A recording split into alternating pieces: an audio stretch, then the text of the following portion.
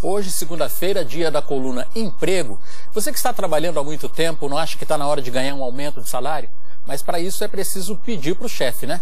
Vamos ver como é que as pessoas fazem isso no trabalho? Tem que dar um jeitinho, né? Tem que convencer o chefe, ter um bom relacionamento com o chefe, além de tudo. Eu acredito que aumento de salário se pede com trabalho, né? Se a empresa não te valorizar, a concorrência vai te valorizar, o mercado te valoriza. Primeiro tem que mostrar serviço. Primeiro tem que se fazer como empregado e se fazer dentro da empresa, no sentido de que em determinado momento ele possa reivindicar a partir daquilo que ele já tem como um histórico de trabalho, como um histórico de prestação de serviço ao empregador, né? Eu acho que o aumento de salário é mais um retorno do seu desempenho, né? E você que acaba... É questão de mérito, né? Merecendo esse aumento de salário de acordo com o trabalho que você desempenha, né?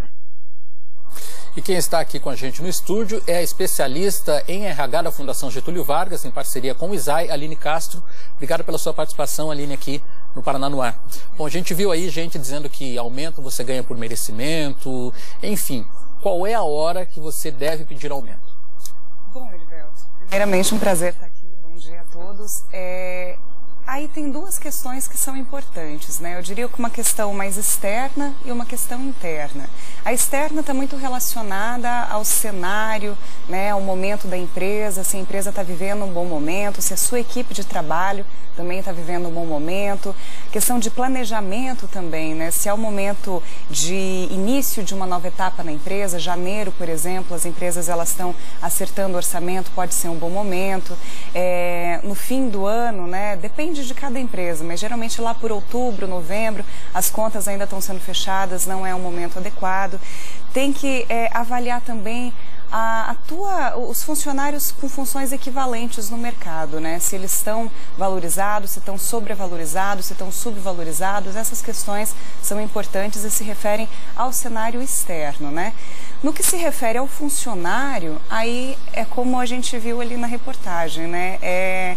Questão de merecimento, de trabalho, é importante que o funcionário se conheça bem, que conheça seus pontos fortes, os seus méritos, o que ele pode entregar ainda para a empresa, né? É preciso que ele tenha isso muito claro. Agora, o funcionário sempre acha que ele está ganhando menos do que ele merecia, né? Mereceria. É importante ele ter uma ideia muito clara do cenário mesmo, né? De como que está a função dele fora da empresa, ali dentro da empresa, pesquisar qual que é o salário que se paga para a função que ele exerce, né?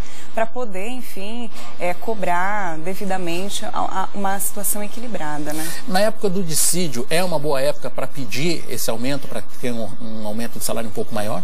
Depende da empresa, depende da relação com o líder, né? É muito importante, assim, que a comunicação ela seja muito aberta, né?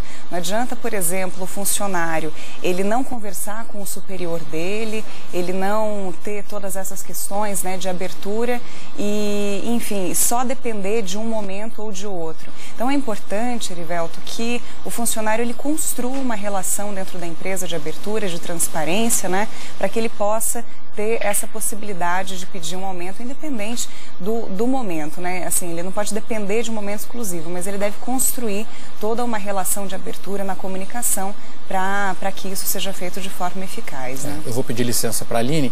Nós vamos voltar a conversar com a Simone Rames, que tem informações sobre mais oportunidades de trabalho. Simone? Herivelto, olha, uma boa oportunidade é o concurso da Polícia Federal, que deve ser reaberto nos próximos dias. Serão pelo menos 600 vagas para escrivão, delegado e perito criminal. Os salários chegam aí a R$13 mil. Mas olha, para quem está querendo voltar ao mercado de trabalho ou apenas buscar mais qualificação, uma boa oportunidade são os cursos gratuitos do Senai, que estão abertos em todo o Paraná, em várias cidades do estado. São cursos técnicos que duram em média 2 anos em várias áreas, são gratuitas e costumam ter uma boa empregabilidade. A pessoa que costuma fazer esses cursos do Senai consegue uma colocação no mercado de trabalho muito mais rápido, Herivelto. Obrigado, Simone. Vamos ver então quais as principais vagas de empregos de hoje na Agência do Trabalhador em Curitiba. São 59 vagas para motorista de caminhão, 196 para pedreiro em Foz do Iguaçu, 350 de auxiliar de linha de produção, 15 de confeiteiro E antes de sair de casa, você pode entrar no site www.cidadão.pr.gov.br e ver as ofertas de emprego todas da Agência do Trabalhador do Estado. A gente viu aí, por exemplo, algumas vagas que nós temos aí, dezenas, centenas de pessoas precisando, por exemplo, 196 vagas para pedreiro, né? Isso significa que esses empregos estão em falta e é a hora do funcionário pedir mais, ou esse emprego ele está em baixa e é a hora do funcionário pedir menos? Aí tem uma questão interessante, Erivelto, que eu acho assim, sempre estão precisando de vaga, mas os empregadores reclamam que falta qualificação, né?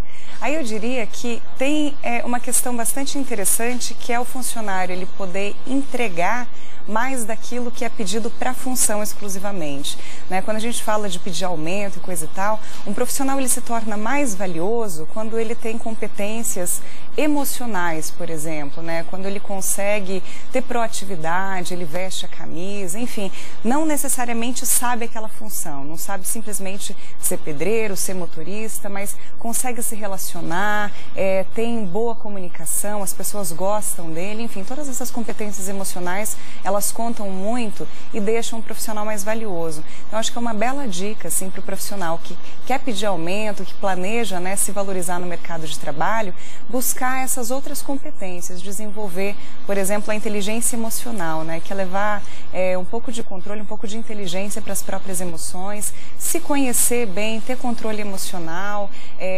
desenvolver empatia, né, que é a capacidade de perceber o outro, se colocar no lugar do outro, construir relacionamentos, fazer amizades mesmo, porque isso conta bastante. Tá.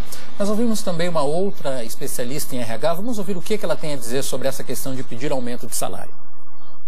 Não adianta você querer pagar muito mais se você não tem uma sustentabilidade financeira para isso. Começa por aí.